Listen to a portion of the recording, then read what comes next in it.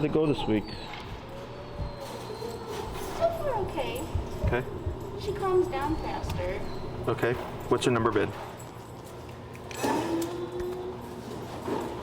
like on normal walks, we're usually like a 35. Okay. And then when there's other dogs around, she goes up to 60. 60s. Okay. Have you seen reactivity? Or have you just seen her kind of escalate?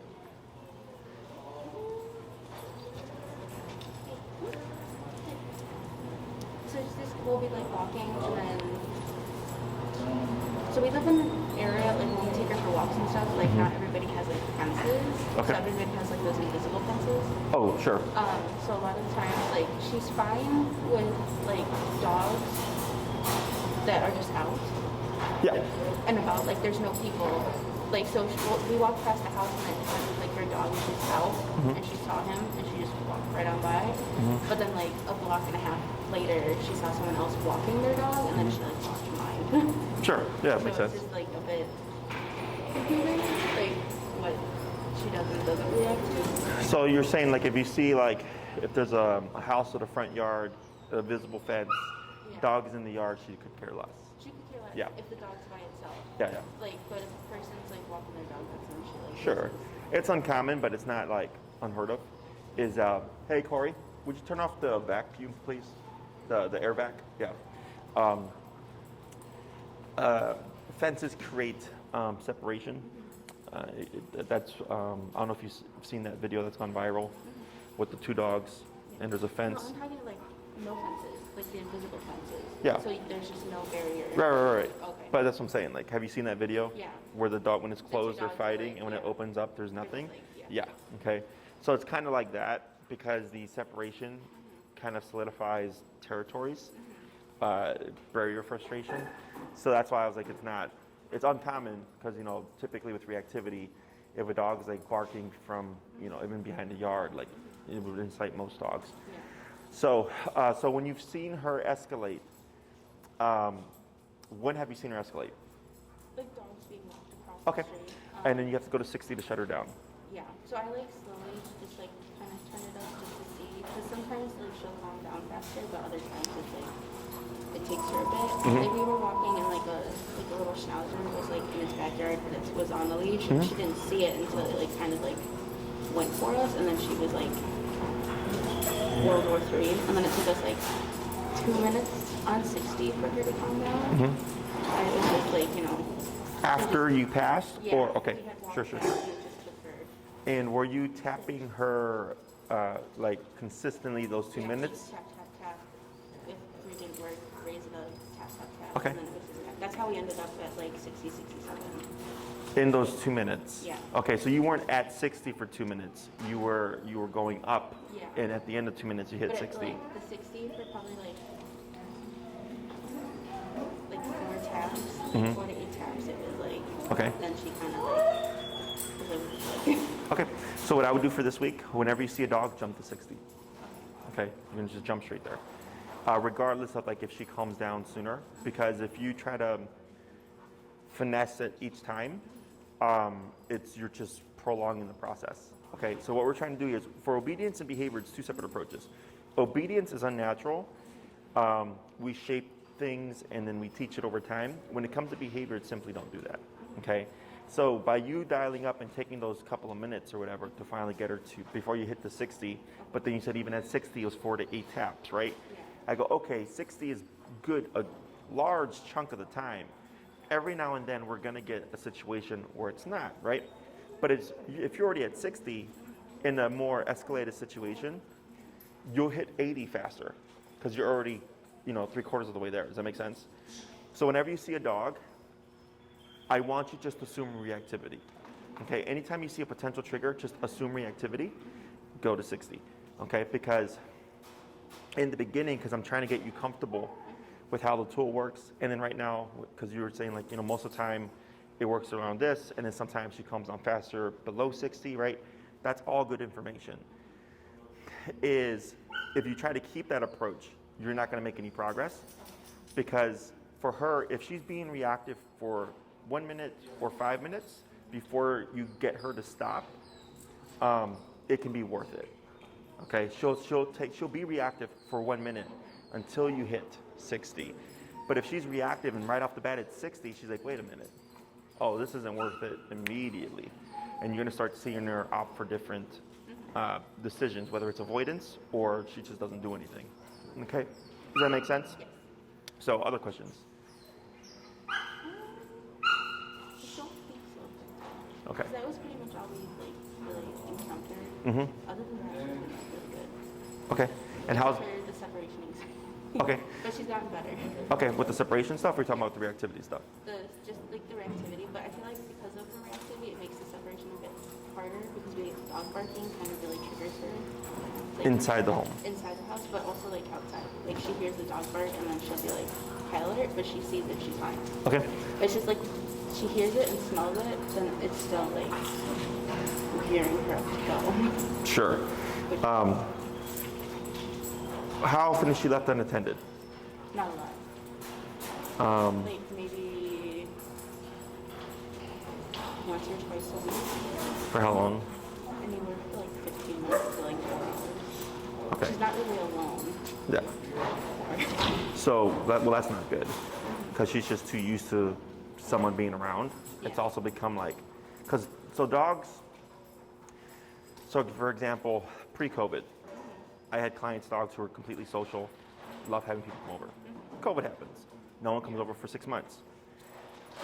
Friendly dogs, someone comes over for the first time, friendly dog bites guests, right? And they're like, why did this happen? I'm like, because the new norm for the dog became, we have nobody over. Yeah. So if someone comes over, I'm gonna assume this isn't a threat now, right? Is for her, if her norm is like, I'm almost always with somebody, it's gonna be a problem whether it's 15 minutes to 4 hours.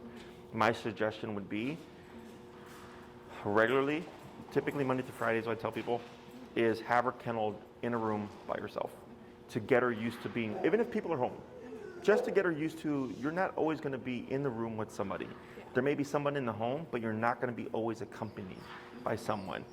And that just helps the dog learn to disengage and be independent of the family, so that when you do leave, it's nothing, Then go back to that. nothing, how do you say, that much different. Because now the norm's becoming, oh, okay, I'm gonna be away from my family for 4 hours or whatever it is.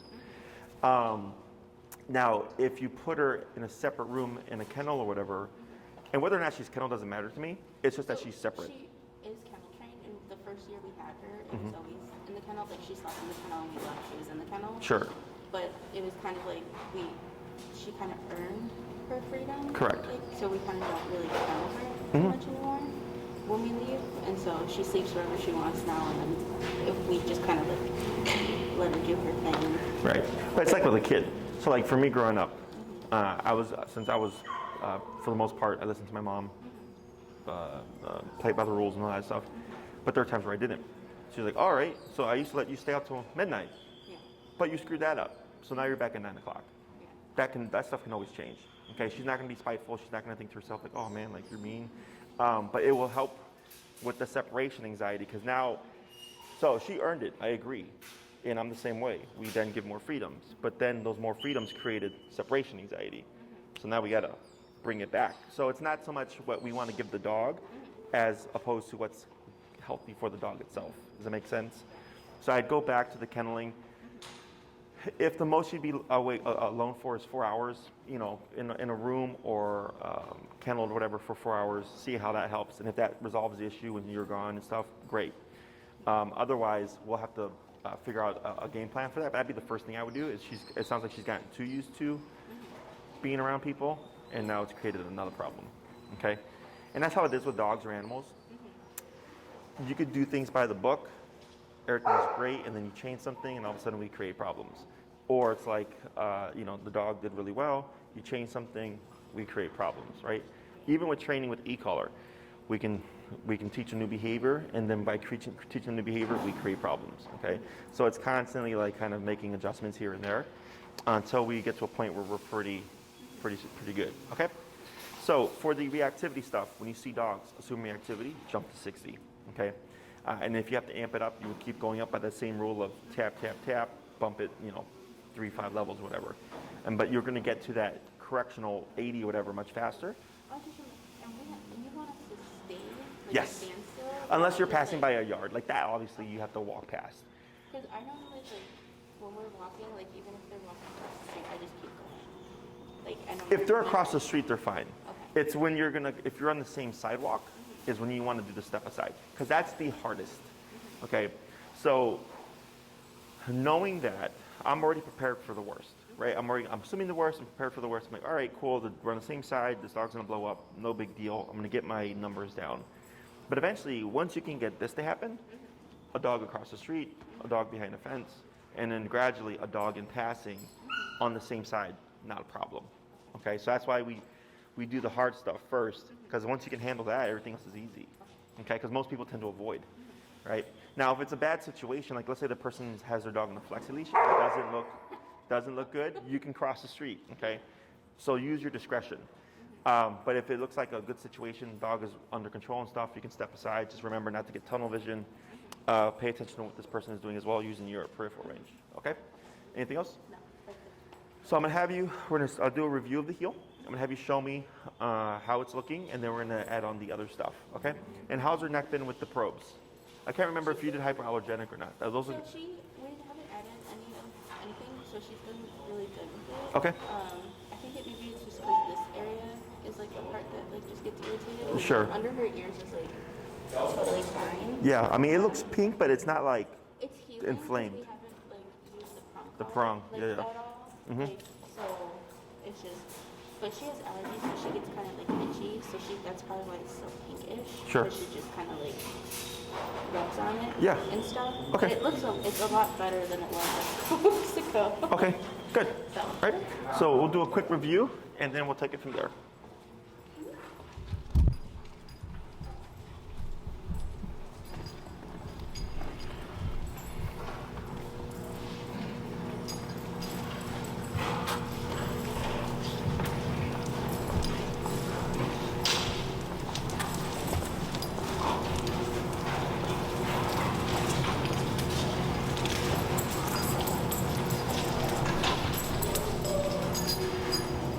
Tap.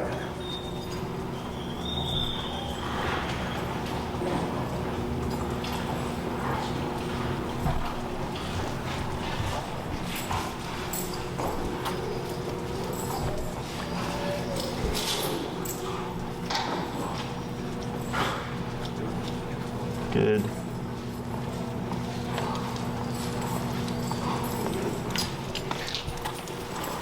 Does she lag generally, or is this?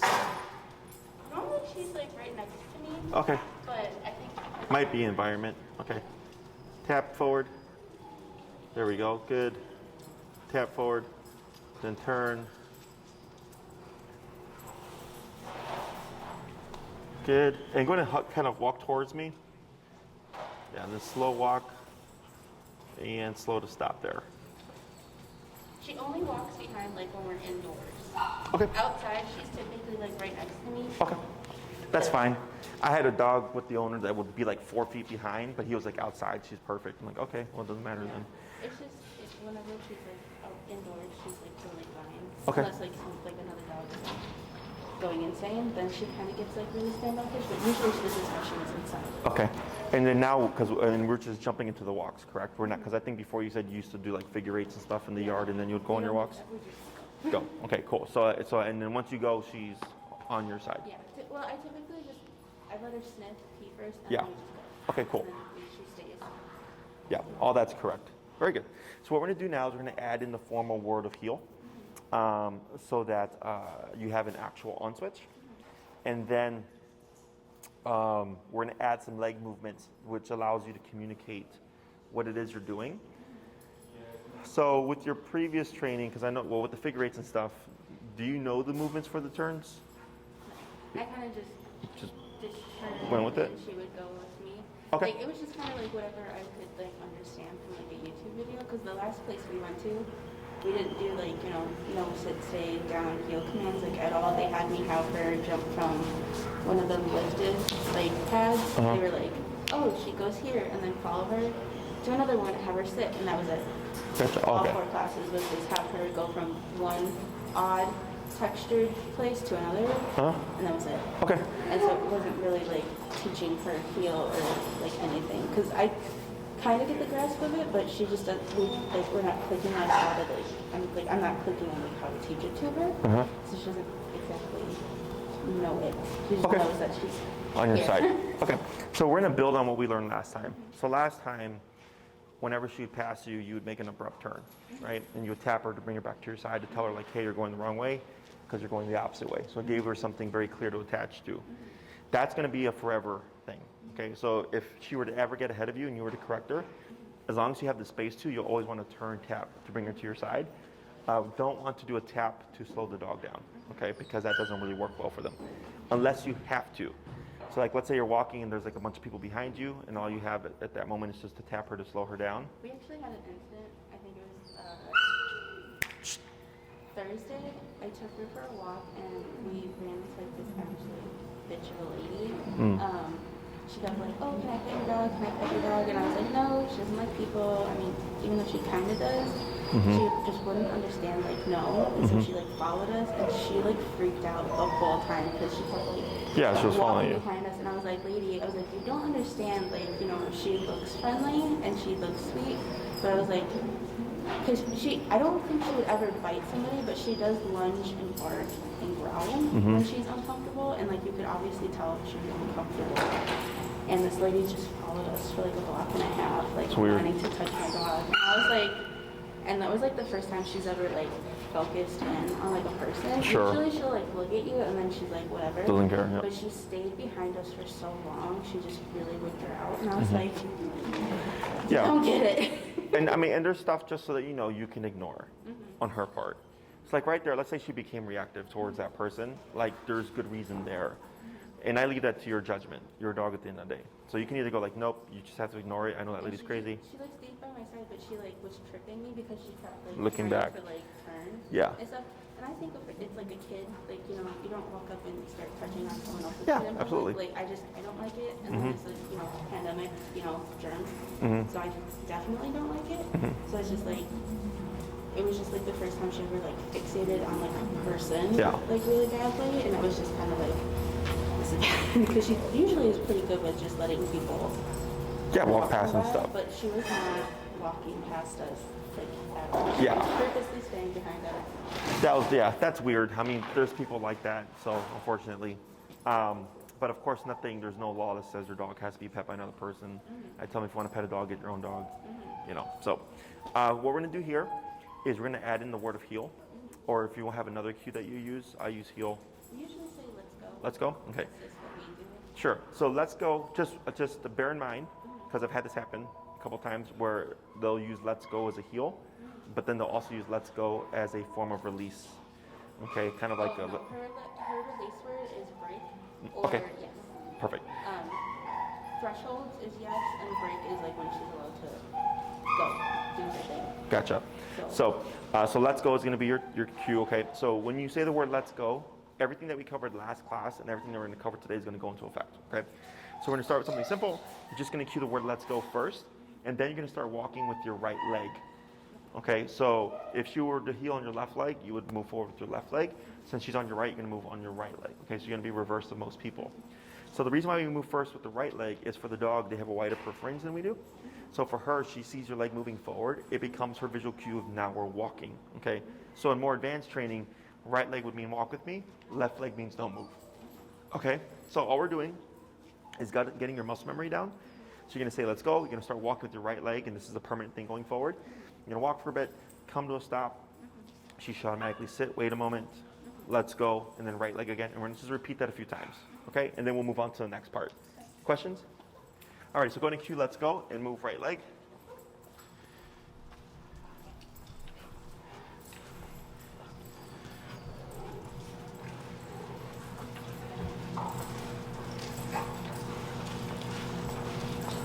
And what's your number right now? 40. Okay, and then go ahead and slow to a stop. Good, and then light, there she goes, good. And you're gonna say, let's go, right leg. Good, and we're gonna repeat that 3 more times.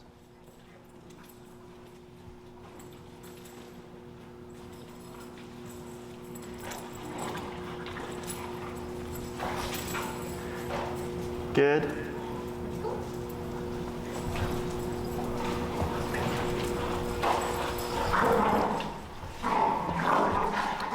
Hey! Hey!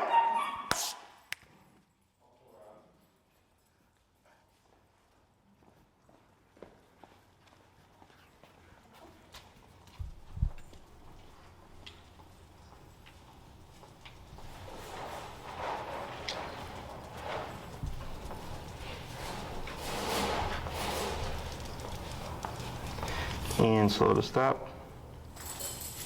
Good, let's go.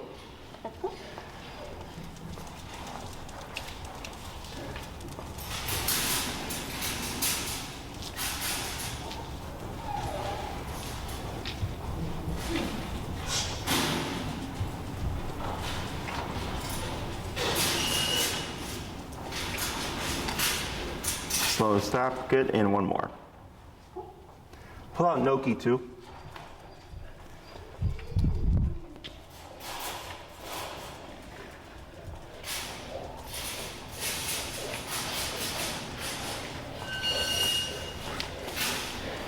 Good, and then I'm gonna have you come a little bit more forward. Right leg. So whenever you come forward, you wanna build the habit of every time you're gonna move, it's always gonna be that right leg, which takes some getting used to. Give them a look over. I don't think anything happened, it just looked like they got the rough play escalated, but just give them a look over. So here, when you cue the let's go, all the formalities are gonna kick into play, okay? So if Penny, right? Penny's on your right, when you're walking, let's go, lets her know, now we're moving forward. We have two major types of turns. We have the crossover turn, and then we have the pivot turn, okay? The pivot turn is very much similar to what you did last time, but it's when she's ahead of you, it's always gonna be abrupt, okay? It's always gonna be abrupt to give you the opportunity to correct her, so you wouldn't do the formalities here, okay? So if she gets ahead of you, you just turn, tap, tap, tap, tap, tap, bring her back to your side. She gets ahead of you, turn, tap, tap, tap, tap, tap, bring her back to your side, okay? So there is no communication here, okay? So that's a correctional pivot. When we do a communicated pivot, there's specific leg movements here, okay? So before we stop and before we turn, do you remember what you want to do? So you want to start, so that's how you start walking. Yeah. But when we're going to come to a stop or come to a turn, Just slow down. Okay, so that remains in effect. So of course you want to slow down. And with the pivot turn, when you slow down, Penny should slow down with you. You extend your right leg, step back on your left leg, forward to your right leg, then we go back the opposite way. Okay? Slow down, right leg, left leg, right leg. Now you're going back the opposite way. Okay? So if, like from your position, if you started forward, it would be right, left, right. Now you're going 180 the other way. Okay? When you do this movement, when you step out with the right leg, it gives her time to see what you're doing, to swing around you, and follow your lead without the need for being tapped. Okay? So that's why we're communicating the turn. So think of these leg movements as blinkers. So when you're sticking out that leg, it gives her something to read, to move naturally with you. If she weren't paying attention, you would just see her keep going. She does know that when we do the pivots, like she does like Curve with you? Yeah. Yeah, because people tend to naturally pivot in this fashion, but when I tell them to do it like a specific way, that's when they tend to get caught up. So the next thing is the crossover turn, is when you're walking, again slowing down, is you want to lead this turn with your left leg. the whole cutting her off. Yeah, so you're going to cut We around do like that. A lot, like if she like when she goes like freaks out and stuff, like usually that's where I'll just like let me just go. Cut in front of her? Yeah. So, because some people or some trainers teach crossover turns using the inside leg, but then you end up kicking your dog out or you end up tripping over them because they're too close. So we want to cut at a 90-degree angle with that left leg, then the right leg, and then you're going to cut again with your left leg to go back the opposite way. So you're kind of making a square. The other way. You're crossing over Penny. So you would be left leg, right leg. So that one you led with your right leg. You did this. You went like this, okay? And then this.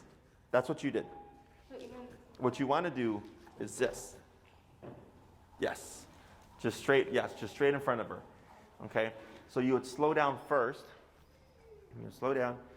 And then you're keeping this right foot planted, and your left foot is cutting in front like this. Then right leg, then left foot.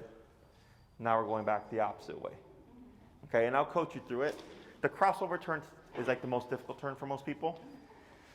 Once you get used to it, you don't even think about it. I'm also really bad With directions? All right. So we'll start first with the crossovers. Okay, we'll start with the harder one. So you're gonna say, you're gonna cue heel, you're gonna move forward with the right leg. And then what you're gonna wanna do is, you're gonna wanna go hug to the left so that when you cross over, you have space to come around this way. Okay, go ahead.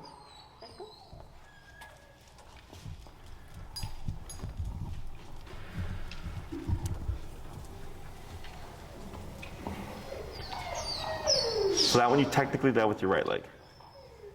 Because did you feel how you pushed against her? No. When you turned, you started going like this. I did. Yeah.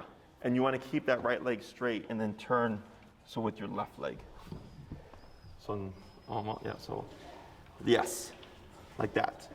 Better.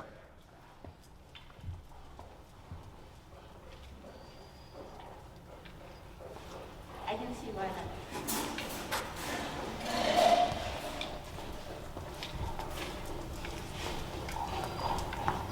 Right, left, right. There you go. We'll just try that a few more times.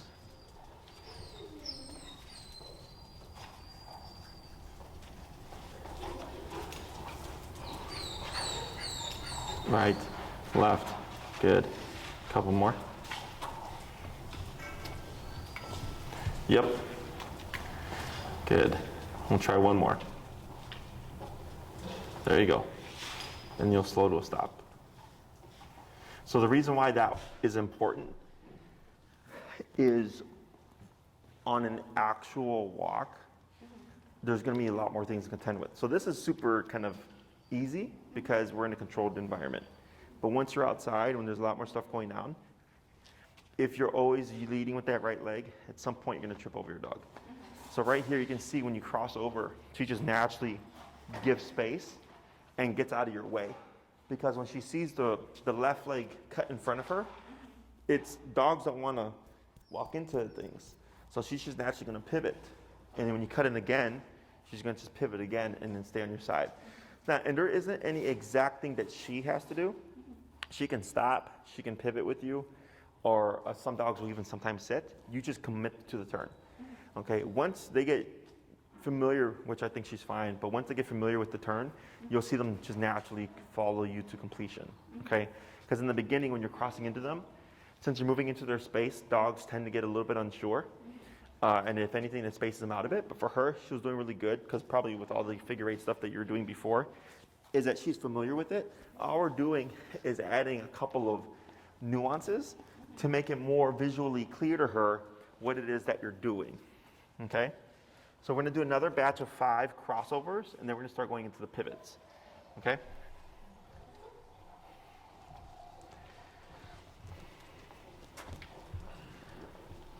Left, yep, right, left, good.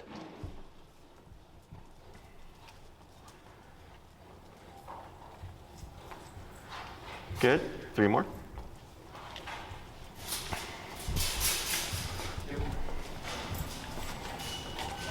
Good.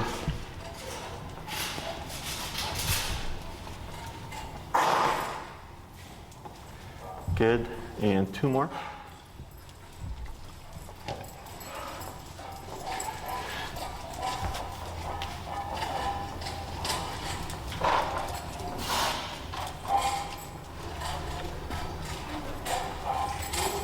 Good, and slow to stop. There you go. Right there, very good. Better? So now we're going to go into the pivots. That's going to be the right, left, right. Back the other way, okay? There you go. Give her a little bit more slack.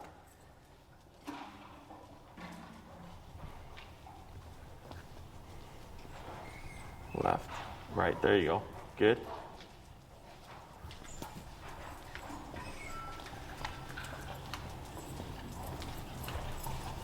Good. Tap the speeder up.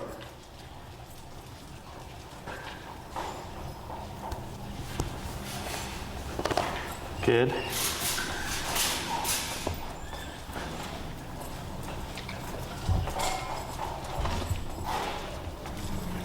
Good. One more.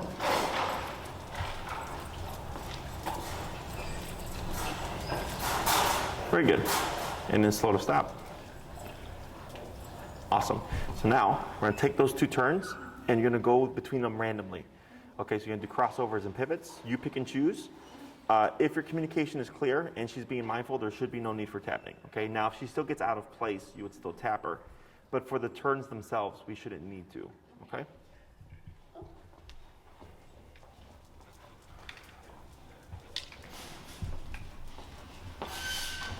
Good turn.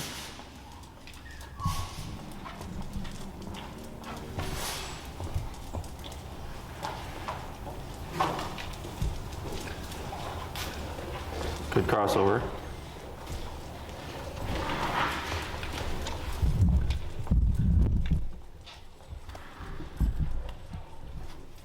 Good.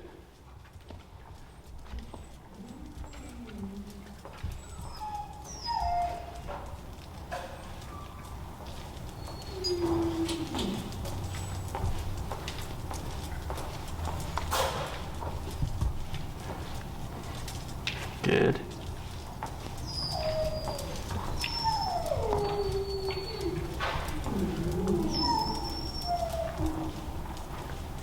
Good crossover.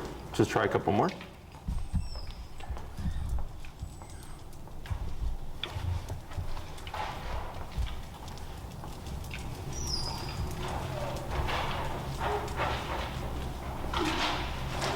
Good.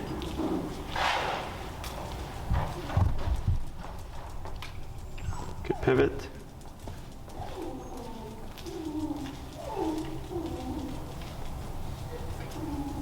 There we go. And slow to stop. Good. So that's heel. Okay. So heel is a package of behaviors.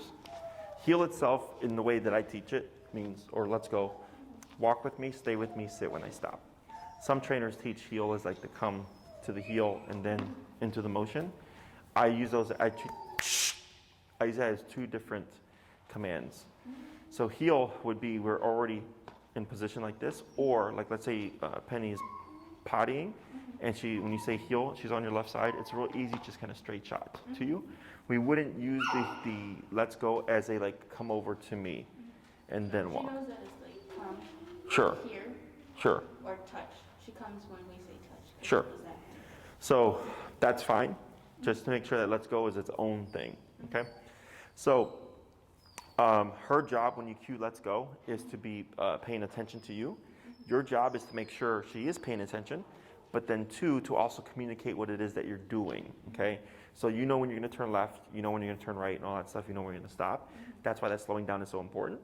Because when you're out in the real world, of course, if she's being mindful, slowing down tells her something's changing and allows her to adapt to what you're doing. Okay. What I suggest in the beginning is that you, let her have her potty break per usual, and then you would start with 5 heels or 5 let's goes to stops, 5 crossovers or 5 let's goes to crossovers, and then 5 let's goes to pivot turns. So you're not going to get very far. You kind of do what you did here, and then you start your walk. Okay. This is for you. This isn't to get her locked in. Okay. This is more so to get the muscle memory down, making sure that when we're doing the crossover, we're actually crossing with our left leg and not accidentally leading with our right leg into the left leg, right? And then once you get that down into your muscle memory and you feel like you've mastered it, you don't have to do that anymore. You can just start your walks, okay? So like for me, the right side is weird for me because I do traditional, but it's fine. But I can't not do it incorrectly, like wrong. Like it's really hard. Like I have to think about it in order to do the incorrect movements. But for most people in the beginning, since they're thinking so hard to do the correct movements, it's more difficult, right? Normally I do it like so because it's easier for me to do the control with my left hand anyway. Sure. My right hand is slower even though I'm right-handed, but my Sure, yeah, and your setup is correct, because with people on the left side, it's usually leash on the left and remote on the right, so. But any questions of this so far? So technically, if you go on a walk and you don't say anything, Penny doesn't have to do any of these movements, okay? Now, what was I gonna say? So we get to let's go.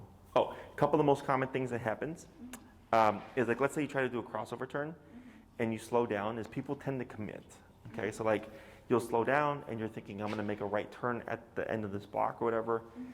And because you're focused on the destination, people kind of blank out on if the dog's out of position. So what happens is they'll slow down. If the dog's not paying attention, they'll keep going, and instead they'll pull them back or try to run in front of them, okay? If that happens, we just pivot, turn, tap to correct her. We wouldn't do the right, left, right turn because it's a correction, okay? So anything that you do that's a correction should be done abruptly. So if you slow down to make a right turn, but she keeps going forward, you just pivot, tap, tap, tap, bring her back to your side, and then you would pivot again, slow down, and then try to do the crossover, okay? Same thing with stopping. When people come to like a stoplight, if they slow down because they're gonna stop at a stoplight and the dog forges, they tend to just pull the dog back. But I'm like, but that's a correction, right? Because that means the dog should be stopping with you if they're paying attention. So if I slow down and they keep going, I just pivot again, tap, correct them, slow down, pivot, slow down again, and stop so that we stop in unison, okay? So slowing down is to give her very clear communication, something's changing, she's being mindful, she should just slow down with you, allowing you to go to a stop or cross over or pivot, no problem. Anytime she gets ahead of you or out of place, you always default to the e-collar, but the e-collar is telling her, pay attention, get over here, and your leg movements are telling her what it is you're doing, okay? Because sometimes people will tap during the turn, and I'll tell them not to do that because they're not related. Tap tells dog to come in closer, your legs tell the dog what to do with the turn, okay? Questions on that? So we got the crossover, the pivot, we got the let's go. I'm trying to think about forgetting anything. When you cue your break to go potty, let's go is no longer in effect, right? She's on her own time. So if you were to decide, okay, we're gonna walk again, let's go, tap to bring her back to your side. And then she just has free reign Sure. to do whatever she wants. Right. And then when it's like, then we go back, it's like, let's go. And then she's with me. You're into it. And that's what we do. Yeah, that's fine. Once she gets the concept of let's go, you technically don't always have to say let's go, okay? So the leg movement, correct. So once you've cued let's go, it's in effect until you say break or until you give a new command like stay or something, okay? So when you cue the let's go and you move forward with the right leg, for the first couple of weeks to a month, you're going to always cue let's go because you're trying to get her brain conditioned to hear this particular word, okay? Once you feel like that's kind of solid in her head, you just say, let's go once, start walking, and then every time you come to a stop and you start walking again, it would just be with the right leg, okay? I personally always say the word. It's just personal preference. Some people don't like repeating. So then once you've cued it, you could literally walk for an hour, stopping and going with one cue of let's go, but the moment you say break or give her free time, you would have to reinitiate it, okay? Any questions about that stuff? You started at 10:15, right? 11:15. Okay. So with the so we have the reactivity. You're going to bump it now whenever you see a dog. Just assume jump to 60. We're going to see what happens with that. Her average number you said is 30, 35. Yeah. So we've been like 35, 40 this fall. This whole time. And then outside. I haven't really pushed it much because she's been At your side? Okay, cool. So I think you're good at that number because the other approach to the reactivity stuff would be to bump the number for obedience, but we wouldn't go to 60. Like I might go like 40, 45. And then what we're doing is we're making the obedience more impactful by raising the number. But if she's doing good at 30, 35, just indoors. indoors, okay. But so indoors, outside on the walk, you would be at what number? Probably like 40, 45. 40, 45. Basically like her if there's like distractions, kind of, not like, you know, people, but like, you know, she'll go and like see something weird. Like Easter, people had Easter eggs out. If she saw Easter, she would like sniff at it, but like, you know, with me, that kind of works for her. But like indoors, she's usually 35, 40. Gotcha. Outdoors, it's 40, like 45. Gotcha. With the, so 40, 45, but you're saying she's not veering off too much? No. No. She usually just sticks to my side. Do you start right at 40, 45, or do you bump it up from like 30 something? I'll start at like 35. Okay. She's like, it kind of depends on the day. Usually she'll listen if it's like a day where she's kind of like, what the fuck? Then it's like starts off a little bit higher. Usually I can kind of gauge like how she's gonna be depending on like how she acts like in the house for the day. So it's kind of like Okay. every day. Because what I would probably do is just jump out the door at 40, 45. If that's where you're like, yeah, that's where she's like perfect, then I just jump to that. And then when I see dogs, I just jump to 60. Until you find, you might, you know, you say like, oh yeah, every time I saw a dog, we started at 60, but we went up to 80 before she stopped consistently. Then I go, all right, whenever we see dogs, we go to 80. So what we should start seeing is a decline. Okay, so when it comes to correcting behaviors, it's not just stopping the behavior, it's stopping the behavior and then it resonates so that we don't see it again, right? So then if I tap her at 60, and let's say it stops it, but every time she sees a dog, I have to tap her at 60, it's enough to stop it, but it's not enough to deter it. So then we look into, okay, now I'm gonna do 65, exactly. So then if I'm at 65 and I find I'm having correct or less, there's more of a gap in between the corrections. I go, okay, 65 is better, but it's still having to correct from time to time. 70, right? So you're just kind of building on just the information that you're getting. And eventually, let's say the example was 85. And you're like, yeah, on 85, I tapped her once and she was great for a week. I go, okay, that gave you a pretty good gap in behavior. Is I'd be at 85 for a bit, but if 85 is a consistent single tap every week, well, I want nothing. Then I go to 90. Does that make sense? So, but typically, once you hit that breaking point, it'll not only deter the behavior for a period of time, but you'll start to see that period of time get greater. Okay, so maybe the first time I correct her at 85, it gives me a week where she doesn't do anything. The next time I correct her at 85, I might get 2 weeks. You just see a bigger and bigger space between those corrections, and that's how you can tell that the number is actually it's resonating. Okay, other questions? So behavior-wise, we touched on the reactivity, we have the heal. What else are you trying to accomplish? It's pretty much it. That's like it. That was the main goal. Sure, just like, you know, reactivity and stuff. We understand like, you know, bringing strangers into the house is going to be like a slow like process, like the idea of her getting, because usually like, you know, we take her out and someone comes in when she's gone, she's totally fine. It's just the greeting part that she's working on. So it's kind of like she gets kenneled and then when she calms down, she's let out and stuff. That's like at least like what we do, but we're trying to do the collar in the house, like when we have people over, just to calm her down. It's just my mom doesn't like the idea. Of the e-collar? Yeah. Okay. And she's mainly the one who lets people into the house. So it's like. Oh, sure. So yeah. So she's not really going to reinforce it then. So that's like the only thing. So she'll put Penny in her kennel, and then she's kenneled until she calms down, and then we let her out, and then she's kind of fine.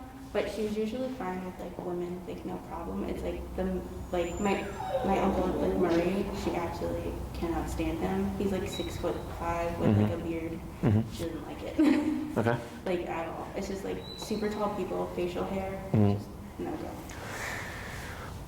I mean, because there's an exercise that we do for people coming into the home, but it would only be effective if they're doing the exercise, which requires the collar. So, if you have an idea of how you want to handle that, because that's a bit. Probably like I'm sure like once she sees like her do better, with the e-collar like outside. What's her? Is she thinking like you're shocking the dog? Yeah. Okay. She just thinks it's cool and unnatural and. Do you tell her the dogs bite people and dogs? That's their primary. Her whole thing is she never wanted a dog, so she. Sure. Just kind of, she sees Penny as my responsibility, which I understand. Like, you know, I kept her, we kept her, she's mine. So it's just kind of like her getting used to the idea that it's kind of like I make the rules, even though it's like her house and how she wants it done. So I think she'll just slowly like get used to it, but I think once she sees like her do better, she'll get on board. yeah. Are they picking up Stella? Tell them that they can book with Maria for their follow-up, but that all her videos should be up by now. If not, if there's a third one missing, it's in the process, or he would know. Okay. Okay. Yeah. So we'll figure that out. So that's the only problem with having a household and everything. Sure. Family dog, but Yeah. Well, I've worked with split families before, and unfortunately, it is difficult because, like, I had families where they would. They were doing the homework, and then like one of the other people would come in and like just take the collar off the dog, and then like the dog would do something, and then they're trying to correct it, and they're like, wait a minute, the dog's not even wearing the collar, and someone took off the collar. You know, it gets really complicated. So just expect for Penny that when she's with you, she's of course going to be on her best behavior because you're the one that's reinforcing all the training, all the rules. Like I take care of her, and then my dad takes her for walks, but like so she only listens to like me and my dad. Okay. Like my mom, she's kind of like whatever. Sure. And does he do anything with the training? He does some stuff. It's just he's been working so much that I haven't had a chance to introduce him to the collar. I think today, like after 5, we're gonna do the whole introduction with it. Sure. He finally has time off where I'm not working, and so we can go about it because he hasn't really walked her, and I usually walk her primarily. So it's mostly just been me the past couple of weeks with doing this. So today after this, we have like a couple hours to go. Okay. What I would focus on is what we did the first class, is just the walking and the tapping and the turning and then the break. Because typically, and from experience, when you tell them the word too soon, they'll go by the word and not use the collar.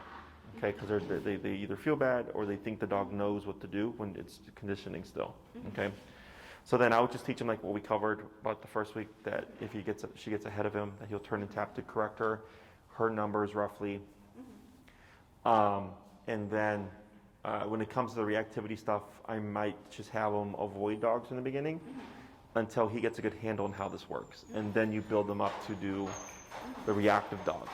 Okay, if you trust them to. He's probably more on board with the whole like raising the numbers like 80 and then shocking her. Kind of not shocking. I don't want to say shock. But correcting. Oh my god. So he's kind of like, because we have a couple people in the neighborhood who have these collars, not like this kind, but like there's a massive dog kind of like that, and they were just kind of like, yeah, we got an e-collar, and we shocked him like at the max, and then we never had a problem ever since. So I think that kind of like convinced him that all he has to do is like just exaggerate, but he just doesn't know how to turn it on and work it, so he can use it. He hasn't done it.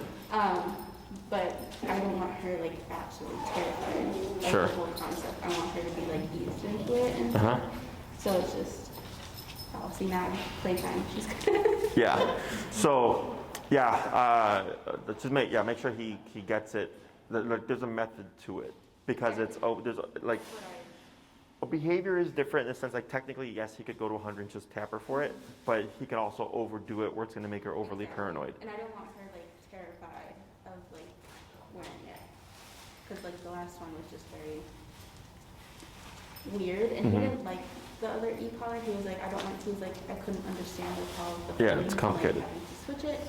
So I was like, okay, yes, I get that and stuff. So hopefully this one, with it being able to like see and like actually understand like what he's doing, it might be a bit easier for him. Right.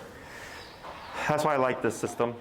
I had somebody there was trying to argue with me that they wanted to use a similar kind of collar. I'm like, I'm not using it because it's not good and it's complicated, you know. And I'm like, I'm not going to guarantee any kind of results because with your collar. This one's just super straightforward. Which I actually like. I should have bought this one when we first looked into it, because when we first got her, I did buy. It was like I wouldn't say like a cheap one, like $100 one, like kind of like to do the introduction, because that was back when she was like super friendly and stuff. So I just wanted to like off leash train, and then we had her for a while, and before we could even like do the introduction, like my neighbor's dog attacked her, and she just kind of then it's like one problem after the other, and it's kind of not working. And then I was like, this is probably not a good idea to like, if I don't know what I'm doing right now while she's freaked out, to But who knows? Probably would have been better to introduce it a bit earlier. But Yeah, I mean, when I say like, I'll tell people like with the professional, but unfortunately not even all the professionals know what they're doing either. it's also really hard because all of the dog trainers, like you guys are like in the city, and like I was like, oh, we'll find someone we can just like go to, like, and it's like nobody, like in our area does e-collar like training or at all, or just like balance training. Like I'm surrounded by like purely positive people, or like this guy called the Tucson Pack, and he's like, you have to dominate your dog, and I'm just like what and stuff, and it's just like it just was really odd. Yeah. And so it was hard finding a trainer that I could kind of understand. Sure. Because like I understand like positive like reinforcement, but at the same time I was like she just doesn't work. Like, Right. I'm not going to be feeding her upon a treat every time we go for like an hour long walk. Yeah. That just doesn't. The problem with the dominance theory is that people misunderstand it. Like dominance is healthy. It's just part of the world. You're technically dominating her. Yeah. But it's the way so dominance simply means like you want her to do something and you're making her do it. That's a part of dominance, right? So like a parent to child relationship is dominance. Mom says wash the dishes, I'll wash the dishes because I'm the kid. Does that make sense? And if I don't wash the dishes, And that it primarily it does work like in the house like stuff when we don't want her to do it. We do like the whole like body pressure, like 12, oh sure, the space pressure. like whatever. So like that's why like with me she doesn't like jump all over me because like, 'Cause I you do the moved in. whole walking into her. Yeah. And so she gives me my space. But like when it's playtime, she understands that she can be a certain way with me, but it's just like nobody like, Reinforces it. yeah. Yeah. No. That's the other thing too, because that's dominance. Because if we have mom and dad and a bunch of kids, and mom is super strict and dad is not, they're gonna behave when mom is around, but not when it's just dad. Because mom reinforces the rules. So it's the same thing here. If you're the one reinforcing the rules and your dad is reinforcing the rules to agree as well, but then everybody else isn't, well then she goes, all right, well with mom and grandpa, like I gotta. Like my mom's like, honey, sit. That's my mom. Sure. So I get it. It's just how it is. But otherwise, until I see you, you have your new number starting off at 40, 45, whatever. Jump into 60 when you see a dog, or you get there faster, and then just let me know what you end up getting. Yeah. Putting yourself in situations where you're gonna, might potentially see reactivity, so this way we know, is it working or not working, we can make adjustments. If that's going well, the next class we just keep pushing for more obedience. The next thing I would teach myself is recall, if that's something you're wanting to cover. Otherwise, Not the greatest. Like inside, she's like totally fine, but it's like, I don't know. Do you want me to drop the leash? no, you're fine. Because she might take off just because she has the space. She would. Is we use a long 30-foot leash. Yeah, I think it's a 50-foot long. That's fine. I have like a couple because we try to do. We also don't have a fence, so when she's outside, she's on the long line. Sure. So she's like always on a leash. Okay. Yeah. So we have ours here that we use. Otherwise, you can bring yours. Ours are 30 feet. The 50-foot is fine. So this way, once we go over the recall exercise, you can have something to practice with her with. Yeah. Okay. Because I do want her to be eventually like off leash because she loves balls and stuff and she loves playing catch. So it's like just she's not the point where we can just let her go. Yeah. Yeah. Especially with the whole dog aggression kind of reactivity. Sure. The minute she sees like a dog, She's gone. With so we want to get the reactivity down for sure, but recall takes the longest to teach anyway, so I like to teach it as soon as possible, so you can start that process. But definitely, that's on the radar for next class, and if something changes, you'll just let me know. Okay?